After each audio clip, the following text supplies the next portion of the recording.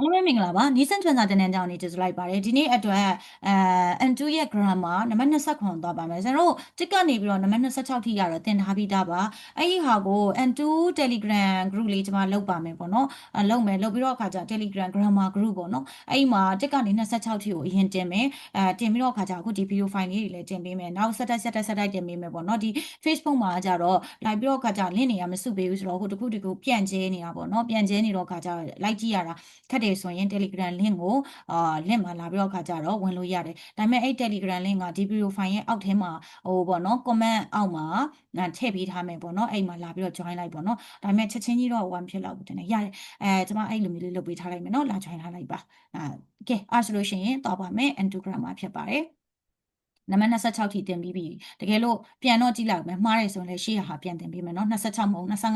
25မှာပြီးသွားတယ်ဆိုလည်း26ကိုပြန်တင်ပေးပါမယ်ကဲအဲ့ဆိုရင်စရအောင်ဒီမှာဘာတင်မလဲဆိုတော့ခါကြတော့နိခါဂီရာစုဆိုတဲ့ grammar pattern ဖြစ်ပါတယ်တာမကဆိုတဲ့အဓိပ္ပာယ်ပါခါဂီရာစုတာမကအဲ့ဆိုတော့ခါကြလေနိခါဂီရာစုတာမကလေးပဲချက်ထားလို့ရလားဆိုတော့ရတော့ရတယ်ဒါပေမဲ့သူနဲ့တူတဲ့ grammar တွေကအများကြီးရှိတာပေါ့နော်သူနဲ့တူတဲ့ grammar တွေကအကုန်လုံးတာမကအဲ့လိုမျိုးပဲအများကြီးရှိတာဖြစ်တဲ့အတွက်ဘာမှတ်ထားရမလဲဆိုလို့ရှိရင်ပုံမျိုးခြေပြန့်နဲ့အထီးဆိုတဲ့အရာပေါ့နော်သူရှိမှလိုက်မဲ့အရာကလေနေပါတဲ့အရာဖြစ်ပြီးတော့ခါကြတော့အဲ့ဒီနေပါတဲ့အရာလေးတာမကနောက်ကပုံမျိုးခြေပြန့်နဲ့အထီးပါဆိုတဲ့အဓိပ္ပာယ်မျိုးကိုသုံးတာခြေပြန့်နဲ့အထီးတက်ရောက်မှုရှိရဆိုတဲ့ပုံစံကိုပြောချင်တဲ့အခါမှာသုံးပါတယ်နောင်နိခါဂီရာစုဖြစ်ပါတယ်နောင်နိခါဂီရာစုနိခါဂီရာစုကမှတ်ထားရမယ်ဆိုရင်တာမကဆိုတာလေးပဲမှတ်ထားပဲနဲ့မလုပ်မလဲဆိုတော့ခါကြတော့သူရှိကအကြောင်းအရာနေပါတဲ့အကြောင်းအရာလေးတာမကသူ့နောက်ကဘာလဲဆိုရင်အရာအထိကိုပုံမှုခြေပြန့်သွားတယ်ဆိုတဲ့အခြေအနေဥပမာဖြစ်ဒီအောက်မှာတော့ example တွေပါပါတယ်ဒါပေမဲ့ကျွန်မ example တစ်ချောင်းပြောပြမယ်အဲ့ဒါဘာလဲဆိုလို့ရှိရင်ဥပမာဖြစ်ပေါ့နော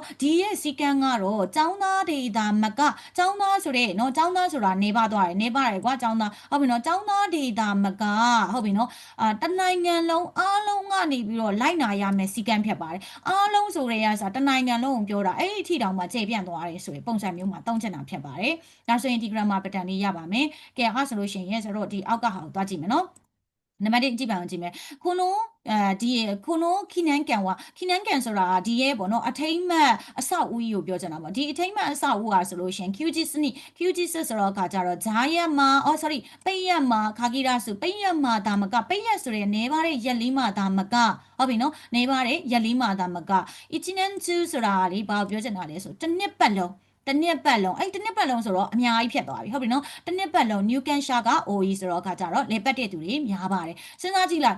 ်နော်ပိတ်ရက်ဆိုတဲ့အရာလေးနေပါတဲ့အဲ့ဒီအရာလေးတာမကနေပါတဲ့အရာလေးတာမကတစ်နှစ်ပတ်လုံးလာရောက်လေပတ်တဲ့သူတွေများပါတယ်အဲ့ဒီဟာလေးကိုပြောတာနော်ဒါဆိုရမယ်နော်နံပါတ်2နိဗ္ဗာန်ကိုသွားမယ်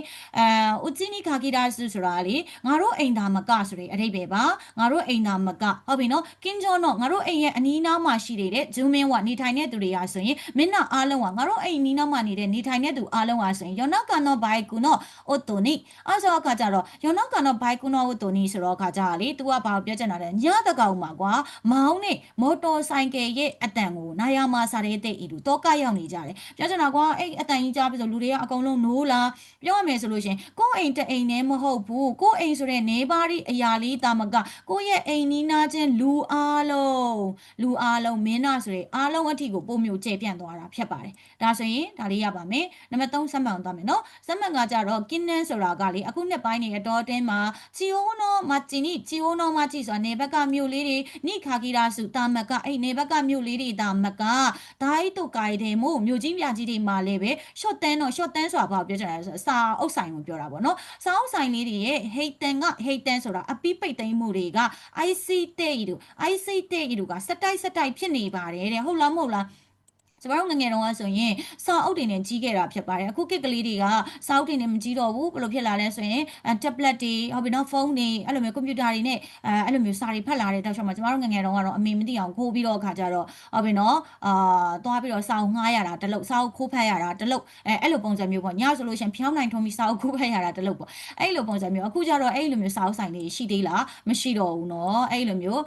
ရော့ကျသွားပြီပေါ့ပြောရမယ်ဆိုအပြီးပိတ်သိမ်းတာတွေကဆက်ခါဖြစ်နေတယ်ပြောရမယ် ဆိုရင်လည်းအခုဒီမှာဆိုရင်လည်းနေပါတဲ့ဒီမှာနော်နေဘက်ကမြို့လေးဆိုတဲ့အရာကနေပြီးတော့တကယ်ကိုကြီးတဲ့မြို့ကြီးပြကြီးအထီးဆိုတဲ့အဓိပ္ပာယ်မျိုးအထိကိုယူသွားတာပဲဖြစ်ပါတယ်ဒါဆိုလို့ရှိရင်ခြေပြန်းတဲ့ပုံစံဒါဆိုရမယ်နော်ကဲဒါဆိုနံပါတ်28ပါတခါလေးသွားလိုက်မယ်နံပါတ်28ကကြတော့ nominata စုဆိုတဲ့ grammar pattern ပဲသူကကြတော့လေတာမကဆိုတဲ့အဓိပ္ပာယ်ပဲဒါပေမဲ့ခုနလိုမျိုးခြေပြန့်သွားတာမဟုတ်ဘူးသူကကြတော့ဒိုးကြီး level 2ဆိုတဲ့ level 2ကိုပြောမှာlevel 2ကိုပြောမှာအတိတ်ဘယ်ကတော့တာမကဖြစ်တဲ့အတွက်အရှိကအရာတာမကနောက်ကအရာ level ဆိုတဲ့ပုံစံပဲဒါပေမဲ့နောက်ကအရာကခြေပြန့်ပြီးကြီးမားသွားတာမျိုးမရှိဘဲနဲ့အရှိကအရာနဲ့နောက်ကအရာနဲ့ဟာဒိုးကြီး level 2ဆိုတဲ့လုံးဝတူညီတဲ့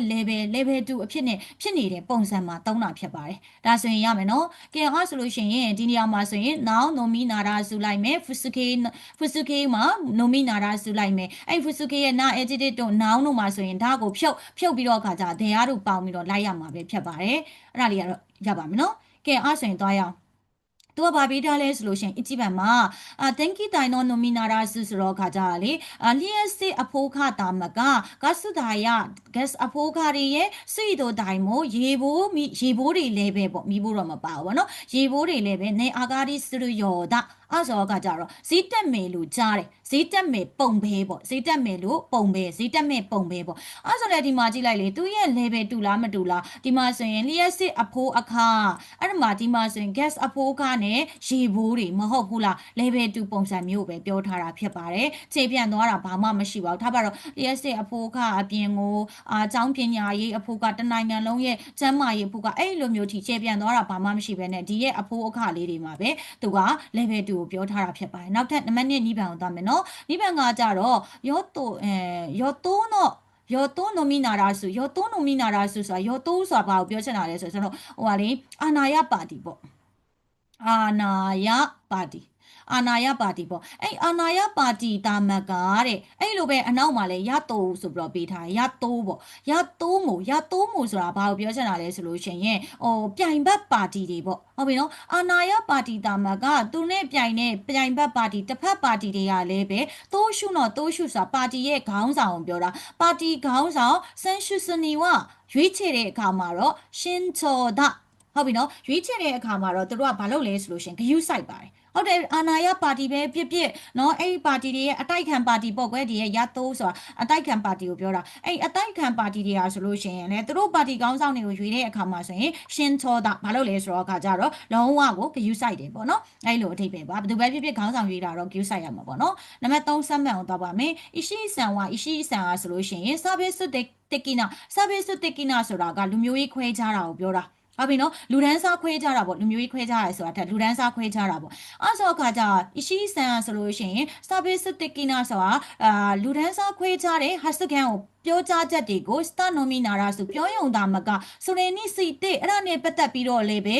နော်အာယာမာရုခုတိုမိုနာခတ်တာအဲ့ဒါနဲ့ပတ်သက်ပြီးသူပြောခဲ့တဲ့ကိစ္စနဲ့ပတ်သက်ပြီးတော့လည်းပဲဘာဖြစ်လဲဆိုလို့ရှိရင်တောင်းပန်တာမျိုးဘာမျိုးမလုပ်ခဲ့ဘူးဟုတ်ပြီနော်အဲ့ဆိုတော့အခါကျတော့အခုဒီမှာဆိုလို့ရှိရင်လူမှုရေးတောင်ဖြစ်တယ်ကွာလူမျိုးရေးခွဲခြားမှုလူမျိုးရေးဆိုတာတဲ့လူဒန်းစားပေါ့နော်လူဒန်းစားခွဲခြားမှုကိုပြောကြားတယ်ပေါ့အဲ့ပြောကြားမှုကိုလုပ်ခဲ့ရုံသာမကအဲ့ဟာနဲ့ပတ်သက်ပြီးဆိုတာဒါပဲမဟုတ်ဘူးလားဒီ level ကိုပဲပြန်ညွှန်ထားတာလေအဲ့ဟာနဲ့ပတ်သက်ပြီးဆိုတာဒီနော်လူဒန်းစားခွဲခြားတယ်ဟုတ်ပြီနော်အဲ့ပြောတယ်ဆိုတဲ့ကိစ္စနဲ့ပတ်သက်ပြီးဆိုတာ level 2ကိုပဲပြန်ပြီးညွှန်မိထားတာဖြစ်ပါတယ်ဒါဆိုလို့ရှိရင်ဒီရဲ့ grammar pattern နှစ်ခုကိုနားလည်မယ်လို့ထင်ပါတယ်နောက်ရက်ကျမှဆက်ပြီးတော့သင်ပေးပါမယ်ကျွန်မကလည်းလေကျန်တဲ့ရက်တွေကလုံးဝမအားတော့ခါကြတော့တောက်ကြနေတည့်ရက်ပဲအားတာပေါ့နော်အဲ့ဆိုတောက်ကြရင်နေ့တည့်ရက်မှာအခုဒီနေ့မှပဲစပြီးစိတ်နဲ့ကိုယ်နဲ့ကတ်တာပေါ့နော်ကျွန်မရဲ့ video file တွေပြတ်သွားတာတွေရောအဲ့လိုမျိုးဖြစ်တဲ့အတွက်စိတ်နဲ့ကိုယ်နဲ့ဒီနေ့မှပဲကတ်ပြီးတော့မဖြစ်ဘူးငါပြန်ပြီးတော့စာတင်မယ်ငါအကောင်းဆုံးပြန်လုပ်မယ်ဆိုတဲ့စိတ်နဲ့ဟိုဟာဖြစ်တဲ့အတွက်ဒီပတ်ကတော့ဒီနှစ်ပုတ်ထဲဒီတစ်ပုတ်ကလေးနဲ့ပဲပြီးသွားနိုင်ပါတယ်နောက်ပတ်ကြလို့ရှင်တော့ကျွန်မများများသင်ပေးပါမယ်နော်မနေ့ပြန်လဲကျွန်မရိုက်နိုင်အောင်စူးစမ်းကြည့်ပေးပါမယ်နော်ကဲအားလုံးပဲ Oscar de Sabades အားလုံးကိုကျေးဇူးတင်ပါတယ်ပိတ်ပါပြီ